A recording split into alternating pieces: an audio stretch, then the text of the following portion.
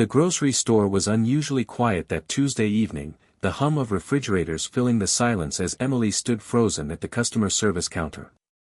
Her arms cradled a small box of baby formula, the same brand she had carefully picked only 10 minutes earlier. But now, with a red face and trembling hands, she slid the box across the counter, whispering that she needed to return it.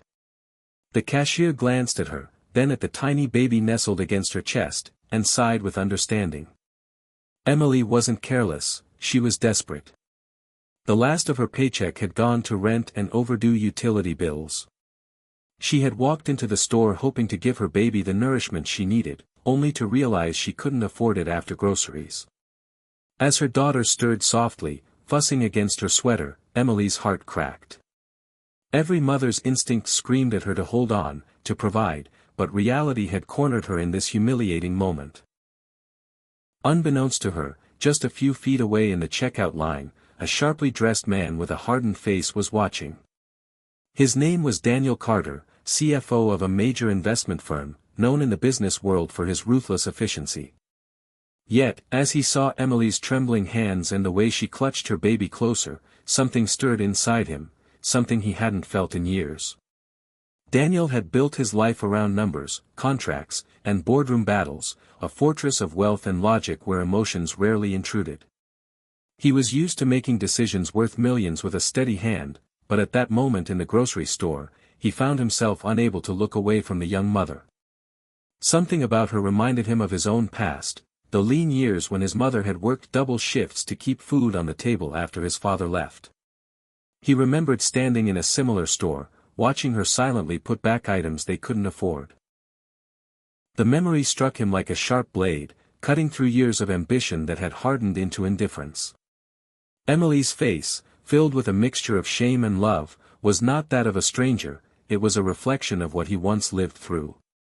As she tried to distract her baby with gentle shushing, Daniel noticed her older shoes, the fraying sleeves of her coat, and the way she carried her dignity like armor even while unraveling inside. His instincts told him not to interfere, after all, people had their pride. Yet something stronger urged him forward, a whisper he could not ignore. It wasn't pity, it was recognition. The line moved forward, and he realized he had a choice: continue with his evening as though he hadn't seen her pain, or step into her story in a way that could change everything, for her baby, and maybe even for himself. Daniel set his groceries on the counter, but his mind was no longer on them. He was already making a decision that had nothing to do with numbers and everything to do with humanity. Emily whispered a thank you to the cashier as she accepted the small refund, her cheeks flushed with embarrassment. She pulled her baby's blanket tighter, preparing to leave, when a calm but firm voice stopped her. "Excuse me, miss." She turned and saw the man from the checkout line stepping toward her. His suit looked expensive, his shoes polished, his presence commanding, but his eyes held something softer, something she hadn't expected. "I couldn't help but notice," he began carefully, as if choosing every word with respect, "that you had to return the formula. Please, allow me to take care of it." Emily's stomach tightened. Her first instinct was to refuse, she had endured enough sideways glances and unsolicited pity to last a lifetime. "That's kind of you, but I can't," she replied quickly, her voice almost breaking. Daniel didn't press. Instead, he placed his groceries aside and quietly purchased 2 large containers of formula himself. When the cashier tried to hand him the receipt, he shook his head and motioned toward Emily. "These are for her," he said simply, as though it was the most natural thing in the world. Emily's eyes widened, tears threatening to spill as she clutched her baby tighter. The entire store seemed to pause, the fluorescent lights humming above them while strangers looked on. For a moment, Emily's pride and exhaustion waged war in her heart. Then, with trembling hands, she whispered the words she hadn't spoken in months: "Thank you." Daniel nodded, but in his chest something unexpected stirred. This wasn't charity, it was a reminder of humanity, a connection that ran deeper than business or wealth. Emily thought that would be the end of it, but Daniel surprised her again. Instead of walking away after paying, he gently asked, "Do you have a way home? It looks cold out tonight." She hesitated, torn between guarding her pride and admitting the truth, that the bus stop was nearly a mile away, and the biting wind outside would be brutal on her baby. "We'll manage," she muttered, but the wobble in her voice betrayed her. Daniel didn't press, he simply offered, "I'll walk you out, at least." Against her usual instincts to keep distance, something about his sincerity disarmed her. Outside, the air was sharp, carrying the smell of snow. Daniel carried the bags, careful not to make her feel small, while Emily pushed the stroller with her baby bundled inside. They walked in silence until her daughter let out a soft cry, and Daniel found himself kneeling beside the stroller, making funny faces that drew a tiny giggle. Emily's heart softened despite herself. Who was this man who, moments ago, was a stranger in a checkout line, and now crouched on the sidewalk trying to soothe her child? She finally asked, "Why are you doing this?" Daniel looked up, his breath visible in the cold air.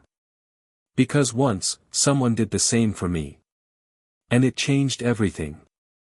The weight of his words lingered, and Emily realized this wasn't a random act of kindness. It was a thread of humanity stretching from one life to another, binding strangers together in ways that couldn't be measured. By the time they reached the bus stop, Emily's defenses had begun to crumble. The street lamp flickered above them, casting a pale glow over the cracked sidewalk. She shifted nervously, aware of how unusual this moment was, an elegant man in a tailored coat standing beside a weary single mom with a stroller. Daniel handed her the formula bags gently, as though they were treasure, and then slipped something else inside, an envelope. Emily frowned. "What is this?" she asked, her voice wary. Daniel's eyes were steady. "It's not charity. Think of it as an investment in your future, and hers," he nodded toward the baby. With shaking hands, Emily opened the flap and saw several bills folded neatly inside. Her heart pounded in her chest. She wanted to refuse, to cling to her pride, but the thought of warm formula and paid bills flickered like light in the darkness. Tears filled her eyes faster than she could blink them away.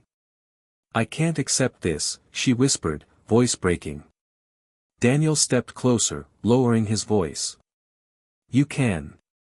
Because I've been where you are. And if someone hadn't believed in me when I was down, I wouldn't be here today." His words carried the weight of truth, not pity. Emily looked at her baby, then back at the stranger who was no longer just a man in a suit. In that fragile moment, hope began to stitch itself back into her heart. She reached out, her hand trembling, and held his for the briefest second. "You have no idea what this means to us," she whispered, her tears finally falling freely. The bus arrived with a hiss of brakes, and Emily carefully lifted her stroller inside, her heart still racing from the encounter. She turned back to wave, and Daniel gave a small nod, his breath fogging in the cold as he stood under the street lamp, watching until the bus pulled away.